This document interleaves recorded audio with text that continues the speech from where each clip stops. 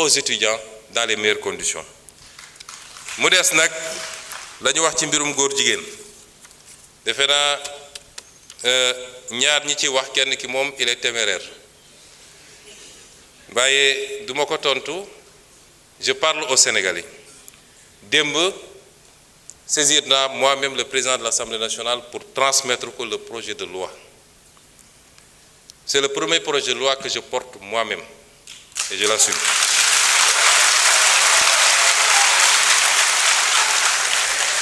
dañu wax ni li tax criminaliser ñu ko loolu ñi mu intéressé woon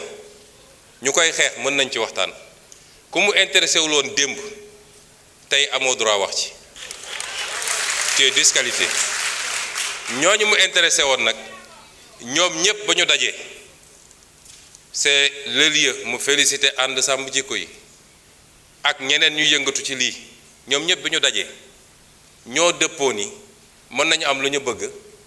en restant le truc au niveau de délit mën nañu am lu ñu bëgg wala lu ko gën sax moo tax projet bi ànd sàmm jikko yi déposé dañ ko bàyyi ci délit projet bi ma def te sukkandiku ci loolu ak leen luñ ci yokk dañ ko bàyyi ci délit lañ ca bëgg nag dinañ ko am ba mat sëkk ñi ciy wax ci opposition ma wax leen lu leen ci tax a jóg bu ñu jógee dañuy dem seeti seen leurs maîtres occidentaux ne leen waxoon nañ leen ñi ñu bon lañu gis ngeen kii nañu ñi ngi réprimer les homosexuels ñun li ñu bañoon def ñoom ñu ngi koy def dañ koy politiquer foofu ci occidentaux yi ak ci lobby yi loolu la ñuy def gëmuñu sax li jëm ci loolu su dee temps bi dina ko permettre ma faram-fàccee la nekk ci loi bi article 319 toute personne qui aura commis un acte contre nature sera punie d'un emprisonnement de 5 à 10 ans, donc, et d'une amende de 2 millions à 10 millions de francs. Loolu la ñu wax sans préjudice des autres peines. Si l'acte est commis avec un mineur, le maximum de la peine sera prononcé. Ñu ne le juge ne pourra prononcer le sursis, ni réduire l'emprisonnement au-dessous du minimum de la peine prévue à l'alinéa 1 du présent article. loolu verrouillé nañu juge bi ba moom ci boppam mënatul bàyyi nit mu dem ni mu tuuti 5 ans yi dina ko wax ni mu tuuti kon loolu soxlawoo criminaliser pour am ko ñu teg ci ni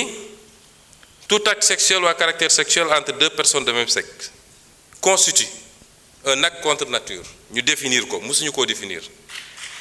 tout acte sexuel ou à caractère sexuel entre deux personnes de même sexe ou tout acte sexuel à caractère sexuel commis par une personne de l'un ou l'autre sexe sur un cadavre humain ou un animal. Toute personne qui aura fait par l'un des moyens énoncés à l'article 248 l'apologie d'un acte visé à l'alinéa 3 du présent article sera punie d'un emprisonnement de 3 ans à 7 ans et d'une amende de 500 000 à 5 millions. loolu newuloon ci loi bi weesu mooy apologie man bi may nekk député ànd sàmm jikko bi ñëw gis ma. dama leen ne loi bi ni ngeen ma ko andilee doyaguma parce que une loi ne doit pas créer de l'insécurité juridique te loolu dinaa ci dellu si ma ne leen en tant que député du ma ko wote moo tax boobu wotewu ma ko woon suñ ko toggaatee nag ba mu mel ni mu war a mel kenn du ma ci njëkk ñu tegaat ni kon apologie bi ñay def la ñuy def dugg ci internet bi wala góor yu daje sol seen marinière def seeni truc am na ku ma ne ndax taaje boon bokk na ci loolu la ñu wax ne loolu bokkatuñu ensuite ñu ne constitue l'apologie d'un acte contre nature toute représentation publique par la parole, l'écrit, l'image, le geste, le son ou par tout autre procédé quelconque tendant à promouvoir l'homosexualité, la bisexualité, la transsexualité, la zoophilie, la nécrophilie ou toute autre pratique assimilée. foofu dañu am na ñu jàpp ne dañoo def dugal ci ay détails homosexualité dafa ëmb lépp bu dee bu jigéen bi la ñuy wax lesbianisme bu dee bu góor ñu ne gay wala xam lan donc su ñu nee homosexualité yóbbu na loolu yépp ñu ne toute personne qui aura financé ou appuyé le financement mosu cee bokk parce que xam nañ ni li gën a aggraver affaire bi mooy xaalis bu bëri bi ci gars yi di distribuer ci la ñuy appatee xale yu bëri ba ñooñu mujj nekk nag ay habitués li ñu wax ci feebar bi beneen affaire la et yeneen loi ñoo ko criminaliser yeneen loi ñoo ko pénaliser kuy transmettre feebar volontairement am na yeneen loi yu ko pénaliser loolu du rek diggante ñi ñuy tuddee borom ñaari tur yi waaye diggante hétérosexuel sax nit mun na dem di transmettre volontairement moo xam góor la moo tax jigéen la moo tax il faut ñu détacher ko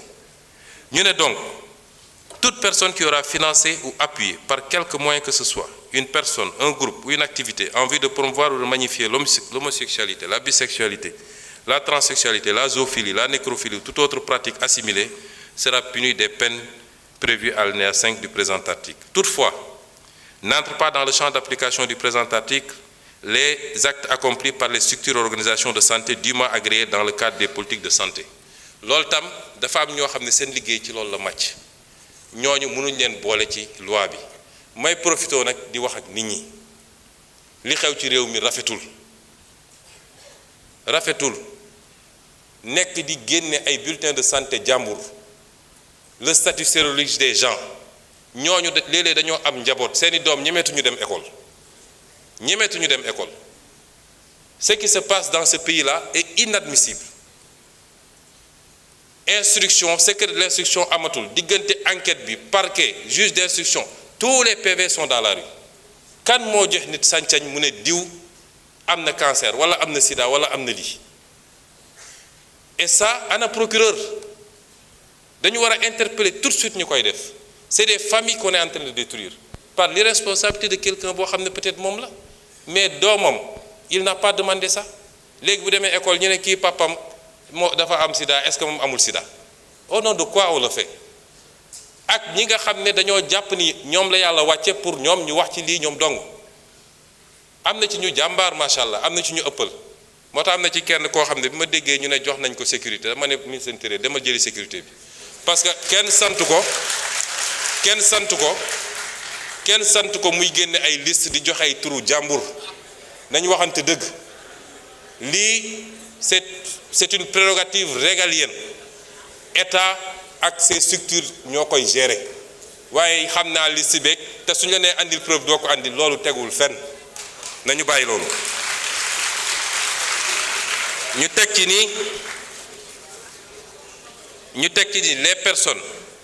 déclarées coupables des infractions prévues par le présent article seront privées des droits énumérés à l'article 34 du présent code pour une période de 10 ans à compter du jour où les peines principales sont devenues définitives. On parle ici de perte de droits civiques. Toute personne, moi je me donne wax léegi,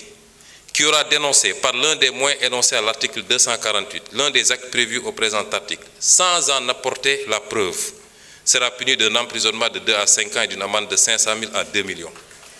Parce que nous permettre aussi du rek dénoncer sans preuve mais jóg nit romb la nga ne gis naa loxo bi daf koo damm nga dem naan damay dem këram boo ko defee yoon dal sa kaw ñu ngi leen di gërëm di leen sant. Vous avez 2 minutes de plus, monsieur le ministre. Il vous reste 2 minutes, hein?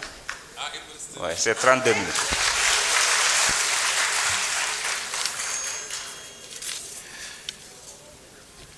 kon li ma ci wax léegi rek dafa am loo xam ne nag bu ko ab réew bëggee parce que lii réew mi yépp jàngu bi jullit ñi ba ci bois sacré bi ñépp a ci daje ñépp a ci dëppoo ay at ñu koy wax ay nit ŋànk fi réew mi ne duñ ko def président bi fi jógee dafa mu sa taxaw ñu laaj ko ci tubaab bi mu ne c'est un fait de société ci laa ne woon c'est pas un fait de société parce que boo ko delloo ci société bi régleel ko boppam mooy ku nekk jóg ne maa ngi koy faji la société c'est l'État avant tout donc État bi moo war a jël responsabilité te bañ cee ragal nag te loolu ma ciy lancer un appel aux Sénégalais bañ koy présenter keroog ci benn bërëb dafa am kenn ci kilifa yu ñuy liggéeyal ne le moment n'est pas bon ndax lii ñoom seen lobby yi dañu am doole ak fi ñu toll nii mun nañu dem ci FMI ci fii dégg nga maam def seen lobbying affaire yi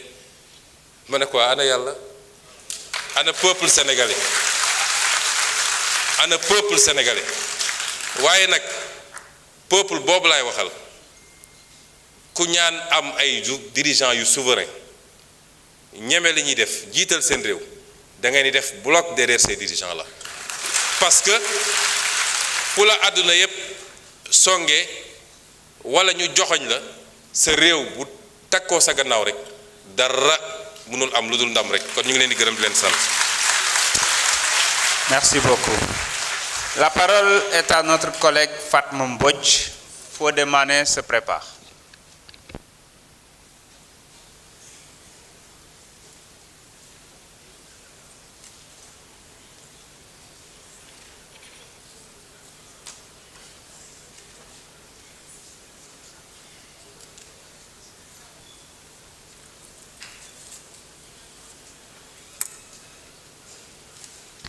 Bismillahirrahmanirrahim. Assalatu wassalam ala khair rasoul.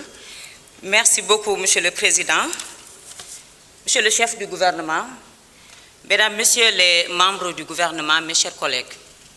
Je vais vous dire assalamu alaikum, di nuyu mbokk yi fi teew yépp presse bi ak mboolem askanu Sénégal.